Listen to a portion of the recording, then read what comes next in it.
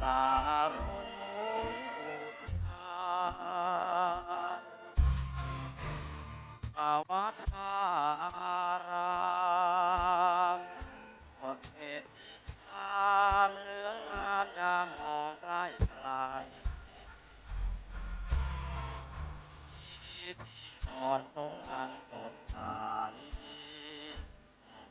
ตัดใจให้คนบาปกรรมรุ่นจะรุ่ง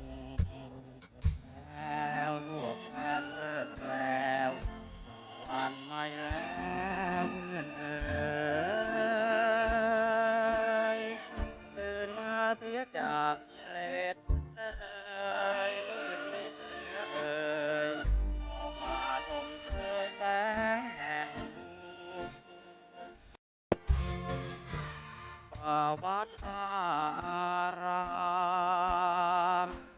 เห็นทางเหลืองงามยามมองใกล้ไกลวอนทรงนำสดใสออกโปรดตัดไปให้คนบาปกรรมรุ่นจะรุ่งแล้วทั่วแคว้นเลิศแล้ววันไม่แล้วเพื่อนเอ๋ยตื่นมาเสียจากเลดนักเอ๋ยเสือเอ๋ยออกมาชมเชยแสงแห่ง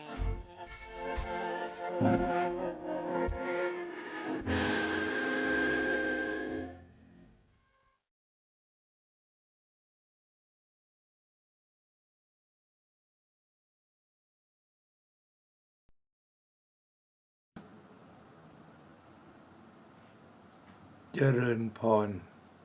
ท่านสาธุชนทั้งหลาย รายการธรรมทานจากวัดพุทธปัญญา เมืองโพโมนารัฐแคลิฟอร์เนีย ประเทศสหรัฐอเมริกา มาพบกับท่านผู้ฟัง ท่านผู้ชมอีกวาระหนึ่ง รายการธรรมทานวันนี้วันที่19สิงหาคมพุทธศักราช2569วันนี้เสนอเรื่องข้อปฏิบัติไม่ผิด3อย่างประกอบไปด้วย 1. สำรวมอินทรีย์ 2. รู้จักประมาณในการบริโภค 3. ตื่นรู้ขยันหมั่นเพียรอยู่เสมอธรรมะที่จะมาพิจารณากันในวันนี้เป็นความจริงที่มีอยู่จริงในชีวิตคำว่าอินทรีย์แปลตรงตัวว่าเป็นใหญ่โดยอุปมาเหมือนกับนกอินทรีแปลว่าใหญ่สำรวมอินทรีย์คือระวังความยิ่งใหญ่ในชีวิตแต่ละประเภทความใหญ่นี้ประกอบไปด้วย 1. ตา 2. หู 3. จมูก 4. ลิ้น 5. กาย 6. ใจเรียกอีกอย่างหนึ่งว่าอินทรีย์ 6ทีนี้ใหญ่อย่างไรตาเป็นใหญ่ในการดูรูปหูเป็นใหญ่ในการฟังเสียงจมูกดมกลิ่นเป็นใหญ่จมูกเป็นใหญ่ในการดมกลิ่นลิ้นเป็นใหญ่ในการลิ้มรสกายเป็นใหญ่ในการถูกต้องจิตเป็นใหญ่ในด้านการรับอารมณ์รู้อารมณ์ที่เรียกว่าใหญ่ประมาณไหนใหญ่จนไม่มีอะไร ทำการแทนได้ เช่นไม่มีอะไรที่จะดูแทนตาได้ ไม่มีอะไรที่จะมาฟังแทนหูได้ไม่มีอะไรที่จะมาดมแทนจมูกได้ ไม่มีอะไรที่จะมาลิ้มรสเหมือนลิ้นได้ ไม่มีอะไรที่จะมาถูกต้องสัมผัสเหมือนกับผิวหนังได้ แล้วก็ไม่มีอะไรที่จะรู้ความสุขความทุกข์ดีใจเสียใจเหมือนใจทำได้อย่างเดียวโดยเหตุนี้เองก็คืออินทรีย์ก็คือผู้ยิ่งใหญ่ทั้งหกทีนี้เมื่อใหญ่ก็ต้องระวังพระพุทธเจ้าตรัสไว้ว่าการระวังนั้นต้องใช้สติที่สำคัญก็คือสติปัฏฐานสี่พระองค์ตรัสเป้าไว้ชัดเจนดังที่ได้ตรัสเอาไว้ว่าอาตาปีสัมปชาโนสติมาวินัยโลเกอภิชาโทมนัสสังมีความเพียรเครื่องเผากิเลสมีสัมปชัญญะมีสติถอนความพอใจและความไม่พอใจออกเสียได้เครื่องมือในการสำรวมก็คือสติและสัมปชัญญะคือต้องมีเครื่องมือในการทำงานด้วยกล่าวคือมีสัมปชัญญะกับมีสติแล้วก็เป้าหมายสำรวมคือถอนความพอใจและความไม่พอใจเพราะว่าความพอใจก็เป็นเหตุให้ยึดติดความไม่พอใจเป็นเหตุให้เกิดการผลักไสหากไม่ระวังการแสดงพฤติกรรมหยาบและดิบก็จะปรากฏขึ้นเราดูการถ่ายทอดโทรทัศน์ของคนบางคนที่คุมตาคุมหูไม่ได้พอได้ยินเสียงอะไรที่ไม่พึงใจไม่ถอนออกก็เอาตัวไม่พึงใจนั้นมาขยี้ใจแล้วก็ไปสร้างพฤติกรรมใหม่การด่าการจับจ้วงการกล่าวคำหยาบคายโดยไม่รู้ตัวอันนี้จึงว่าไม่สำรวมเพราะไม่รู้ตัวไม่มีสติไม่มีสัมปชัญญะเพราะนั้นการกล่าวร้ายในทุกที่ที่ออกมาโดยไม่มีความยั้งคิดไม่คิดถึงความถูกต้องก็เรียกว่าไม่สำรวมอันไม่สำรวมก็คือการทำการพูดการคิดการดูการฟังและก็การลิ้มรสโดยขาดสติการถูกต้องสัมผัสโดยขาดสติก็เลยกลายเป็นปัญหาขึ้นมานี่ข้อที่หนึ่งถ้าจะเดินทางถูกก็ต้องมีสัมปชัญญะมีสติ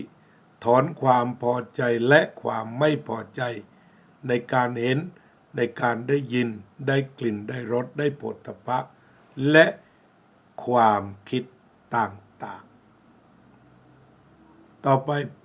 โภชเนมัตตัญญูตาข้อ2เป็นผู้รู้จักประมาณในการบริโภคในทางพระพุทธศาสนาก็มี2 นัยยะที่หนึ่งคือกินเรียกว่าบริโภคเลยกินอาหารแปลว่าบริโภคอาหารนำเข้าปากแล้วก็เคี้ยวแล้วก็กลืนเนี่ยนี่เรียกว่าบริโภครู้จักประมาณไม่มากและไม่น้อย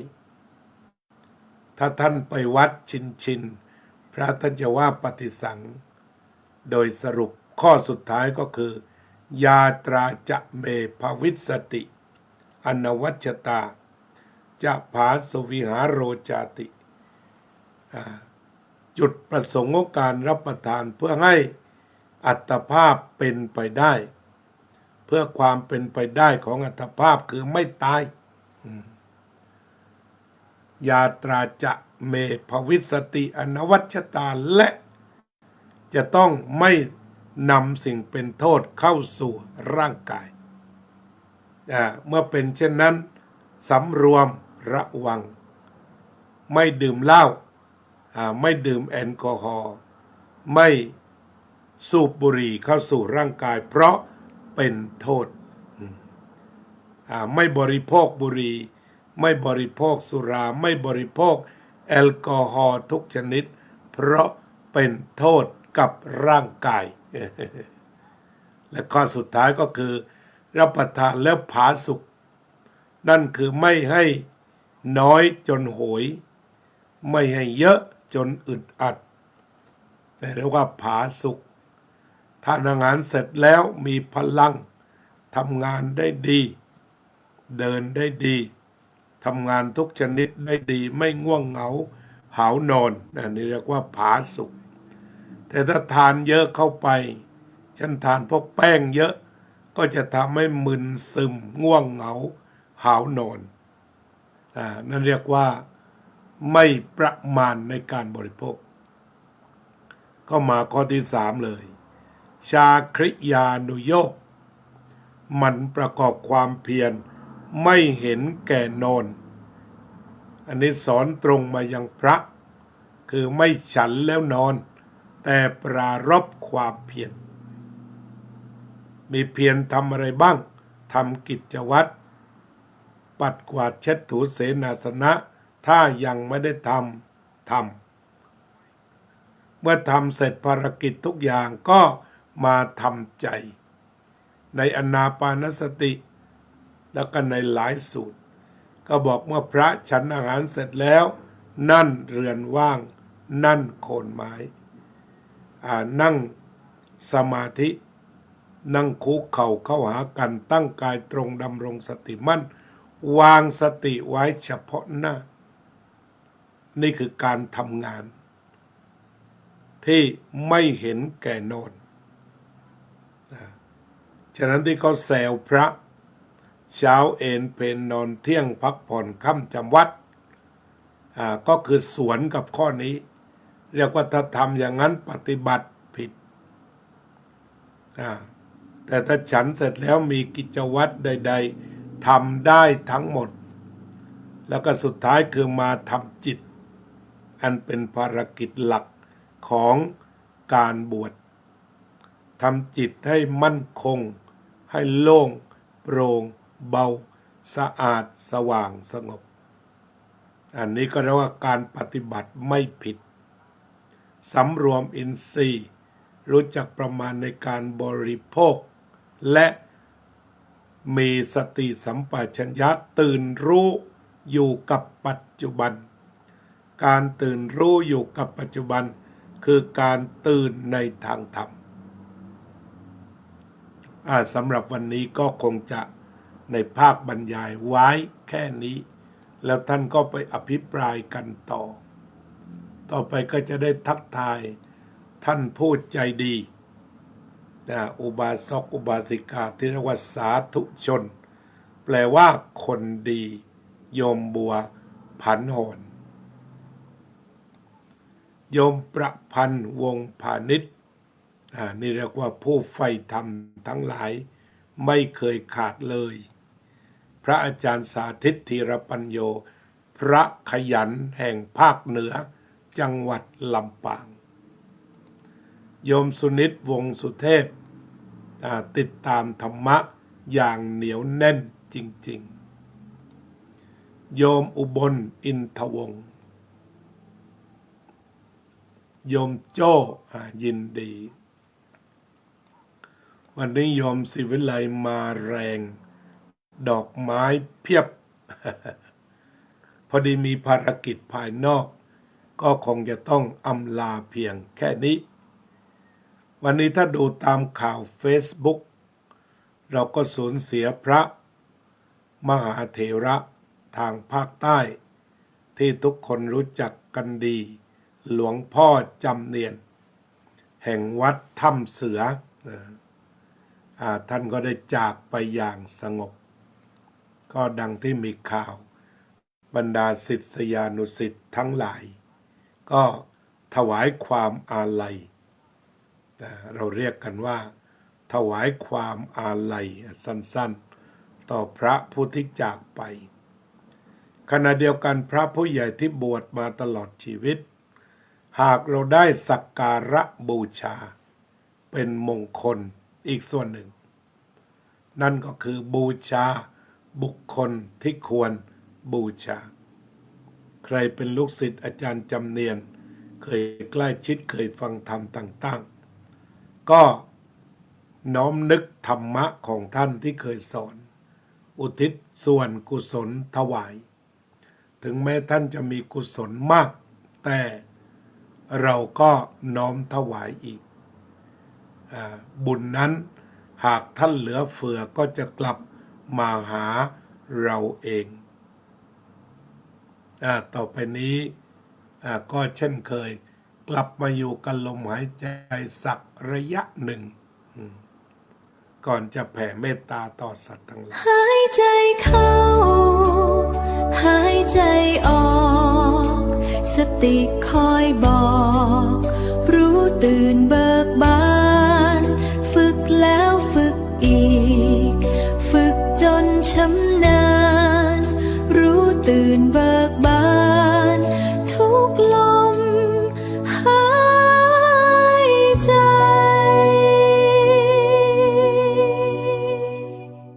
หายใจเข้าหายใจออกสติคอยบอกรู้ตื่นเบิกบานฝึกแล้วฝึกอีกฝึกจนชำนาญรู้ตื่นเบิกบานทุกลมหายใจหายใจเข้าหายใจออกสติคอยบอกรู้ตื่นเบิกบานฝึกแล้วฝึกอีกฝึกจนชำนาญรู้ตื่นเบิกบานทุกลมหายใจ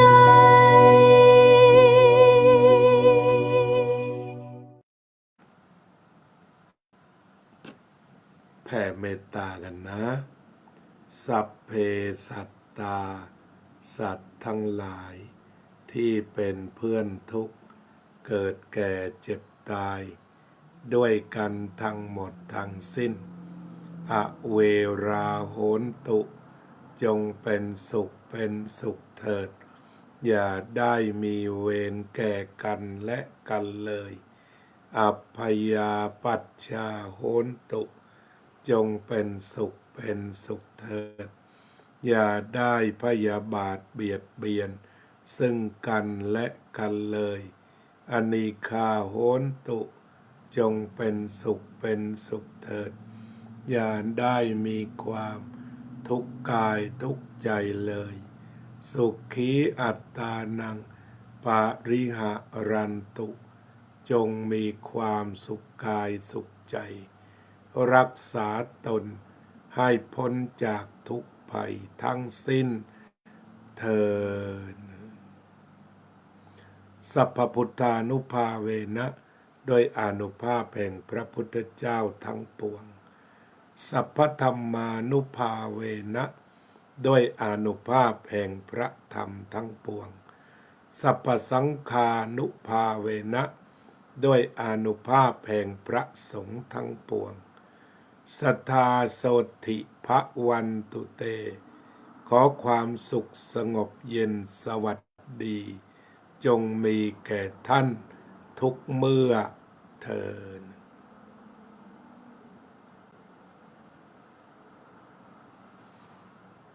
คงจะอำลากันแค่นี้ก่อนนะขอทุกคนอยู่เย็นเป็นสุข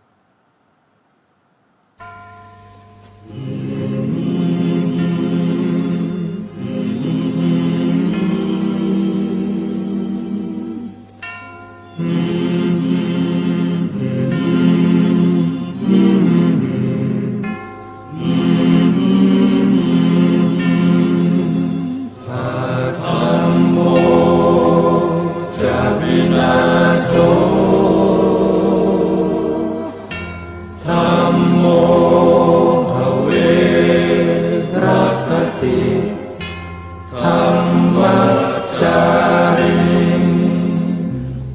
พุทธองค์ท่านทรงตรัสรู้ท่านทรงตรัสรู้เป็นสัพพัญญูตรัสสอนความจริงตรัสสอนความจริงว่าธรรมะย่อมชนะทุกสิ่งเป็นที่พึงพิงแก่ผู้ประพฤติชอบธรรมอาธัมโมจะวินาโสธัมโมภเวรัคติธัมมัจจาริอำนาจใดๆก็ตามย่อมถึงความพินาศถ้าขาดธรรมะประจำไม่มีใครอยู่ค้ำฟ้าเราต่างเกิดมาใช้กันจงอยู่ในศีลในธรรมคิดทำแต่กรรมที่ดีอาธัมโมจะวินาโสธัมโมภเวรัคติธัมมัจจาริธรรมส่องสว่างสู่ทางสุขสีคำจุนโลกนี้นิรันดร์อาธัมโมจะวินาโส